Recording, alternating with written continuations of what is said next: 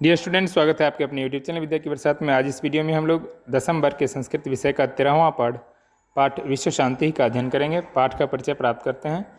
पाठ्येऽस्मिन् संसारे वर्तमानस्य अशांति वातावरणस्य चित्रणं तत्समाधानोपायश्च निरूपितो। इस पाठ में संसार में वर्तमान अशांति के वातावरण का चित्रण और उसके समाधान के उपाय को निरूपित किया गया है। देशेषु आंतरिकी बाह्या च अशांति वर्तते। देश में आंतरिक और बाहरी अशांति है। तामुपेक्ष न कश्चित स्वजीवनम नेतुम समर्थ। उसकी उपेक्षा कर कोई भी अपने जीवन में आगे नहीं बढ़ सकता है। सेयम अशांति सार्वभौमिकी वर्तते इति दुःखस्य विषयः। और यह अशांति सार्वभौमिक है, यानी हर जगह है, यह दुख का विषय है। सर्वे जनाः तयाः अशांत्या चिंतिताः सन्ति। सभी लोग उस अशांति से चिंतित हैं। संसारे तन्निवारणाय प्रयासाः क्रियन्ते। संसार में उसके निवारण के लिए प्रयास किए जा रहे हैं।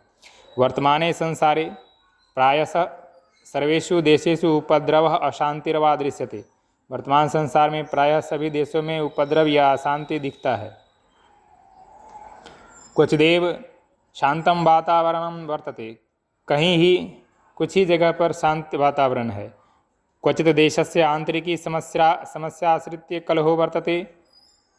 कुछ देश में आंतरिक समस्या से संबंधित आंतरिक समस्या का सहारा लेकर, यानी आंतरिक समस्या पर आधारित वो झगड़ा है। तेन शत्रु राज्यानि मोदमानी कलहम वर्धयन्ति। उससे शत्रु राज्य आनंदित होकर कलह को बढ़ावा देते हैं। क्वचित अनेकेषु राज्येषु परस्परम शीत युद्धम प्रचलति। कहीं अनेक राज्यों के बीच परस्पर शीत युद्ध प्रचलित है, यानी चल रहा है। वस्तुतः संसार अशांति सागर से कूल मध्यासीनो दृश्यते।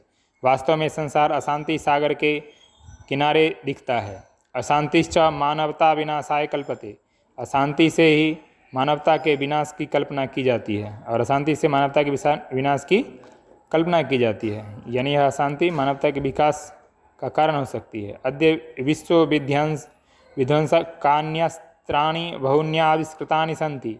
आज विश्व को नाश करने वाले बहुत सारे अस्त्रों के आविष्कार हो चुके हैं। तैरेव मानवता नाशस्य भयम। उनसे ही मानवता के नाश का भय है। अशांतेः कारणम तस्याः निवारणोपायश्च सावधानतया चिंतनीयो। अशांति के कारण और उसके निवारण को सावधानीपूर्वक विचार करना चाहिए। कारणे ज्ञाते निवारणस्य उपायो अपि ज्ञायते इति नीतिः। कारण ज्ञात होने पर निवारण का उपाय भी ज्ञात हो जाता है, यह नीति शास्त्र कहता है। वस्तुतः द्वेषः असहिष्णुता च अशांतेः कारणद्वयम्। वास्तव में द्वेष और असहिष्णुता अशांति के दो कारण हैं। एको देशः अपरस्य उत्कर्षं दृष्ट्वा द्वेष्टि।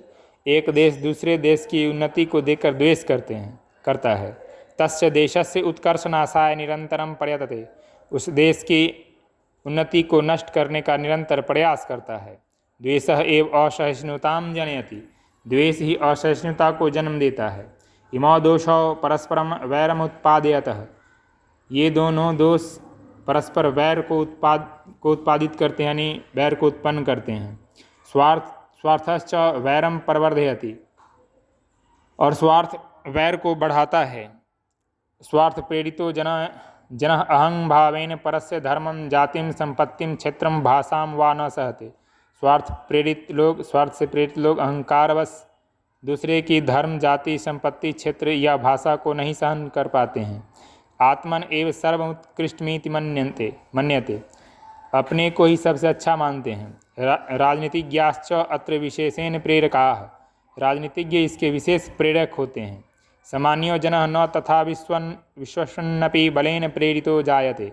सामान्य लोग ऐसा विश्वास नहीं करते, यानी इसमें विश्वास नहीं करते हैं, फिर भी उनको बलपूर्वक प्रेरित किया जाता है।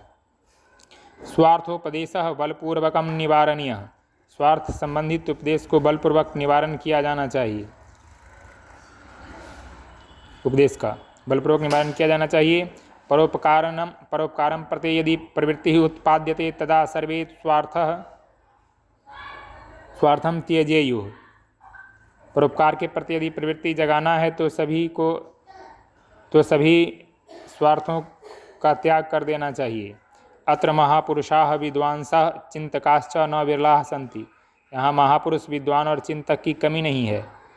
तेषां कर्तव्यमिदं यत् जने जने समाजे समाजे राज्ये राज्ये च परमार्थ वृत्तिं जनयेयुः। उन सबका कर्तव्य है कि वे जन जन में, समाज समाज में और राज्य राज्य में परमार्थ की प्रवृत्ति को जन्म दें। शुष्क उपदेशश्च न पर्याप्त, शुष्क उपदेशश्च न पर्याप्त, सूखा उपदेश पर्याप्त नहीं है, प्रत्युत तस्य कार्यान्वयन च जीवने अनिवार्यम, बल्कि उनका जीवन में कार्यान्वयन भी अनिवार्य है। उक्तांच कहा भी गया है, ज्ञानम भारः क्रिया बिना, क्रिया के बिना ज्ञान भार है। देशानां मध्ये च विवादान शमयितुमेव संयुक्त राष्ट्र संघ प्रभृतयः संस्थाः सन्ति, देशों के बीच विवादों का शमन करने के लिए संयुक्त राष्ट्र संघ आदि संस्थाएं हैं। ताश्च काले काले आशंकितमपि विश्व युद्धम निवारयन्ति, वे सब समय समय पर विश्व युद्ध की आशंका का निवारण करते हैं। भगवान बुद्ध पूरा काले एव वैरेण वैरस्य शमनम असंभवम प्रोक्तवान, भगवान बुद्ध ने प्राचीन समय में ही कहा था कि वैर से वैर का शमन असंभव है। अवैरेण करुणया मैत्री भावेन च वैरस्य शांति भवति इति सर्वे मन्यन्ते, निर्वैर करुणा और मैत्री भाव से ही वैर और मैत्री भाव से निर्वैर करुणा और मैत्री भाव से वैर की शांति होती है, यह सभी मानते हैं। भारतीयाः नीतिकाराः सत्यमेव उद्घोषयन्ति, भारतीय नीतिकार लोग सत्य ही घोषणा करते हैं, सत्य ही कहे हैं। अयम निजः परो वेति गणना लघुचेतसाम उदारचरितानां तु वसुधैव कुटुम्बकम, यह अपना है अथवा यह पराया है, ऐसी गणना छोटे हृदय वाले लोग करते हैं। उदार हृदय वालों के लिए तो सारी धरती ही परिवार है।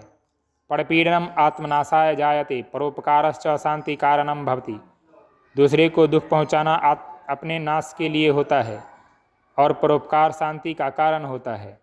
अद्यापि परस्य देशस्य संकटकाले अन्ये देशाः सहायता राशिं सामग्रीं च प्रेषयन्ति इति विश्वशान्तेः सूर्योदये दृश्यते, आज भी दूसरे देश के संकट के समय अन्य देश सहायता राशि और सामग्री भेजते हैं, इससे विश्व शांति को सूर्योदय दिखता है, अर्थात इससे विश्व शांति के लिए आशा जगती है। इसी के साथ यह पाठ समाप्त होता है। मिलते हैं फिर नेक्स्ट वीडियो में, तब तक के लिए जय हिंद।